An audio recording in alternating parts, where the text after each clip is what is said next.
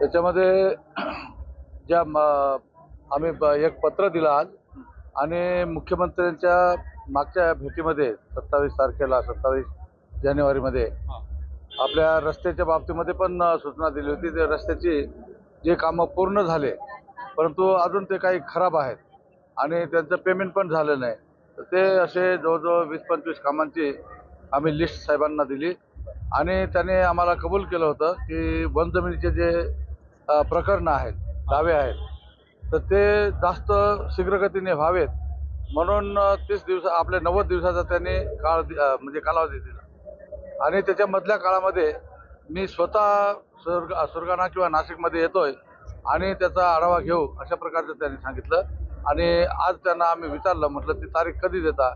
त्याने आम्हाला सांगितलं की तुम्ही विधानसभेच्या त्या अधिवेशनमध्ये या आणि त्या ठिकाणी तुम्हाला तारीख देतोय. लॉंग मार्च संदर्भात काही त्या ठिकाणी चर्चा झाली आहे का? कारण अहिल्यानगरमध्ये देखील नवलेंच्या माध्यमातून नाशिकमध्ये आपण राज्यभर त्या संदर्भात आवाज उठवत होता. लॉंग मार्चबद्दलच आम्ही विचारलं की जे मागण्या लॉंग मार्चच्या निवेदनामध्ये होत्या त्याची पडताळणी करण्यासाठी आणि त्याचा आढावा घेण्यासाठी तुम्ही नाशिक जिल्ह्याला एकदा भेट द्या. त्यांनी सांगितलं की अधिवेशनच्या काळामध्ये तुम्ही या एकदा आणि भेटीची तारीख वगैरे आम्ही तुम्हाला सांगतो. येणार असल्याचं आश्वासन येणार आहे आश्वासन दिलं.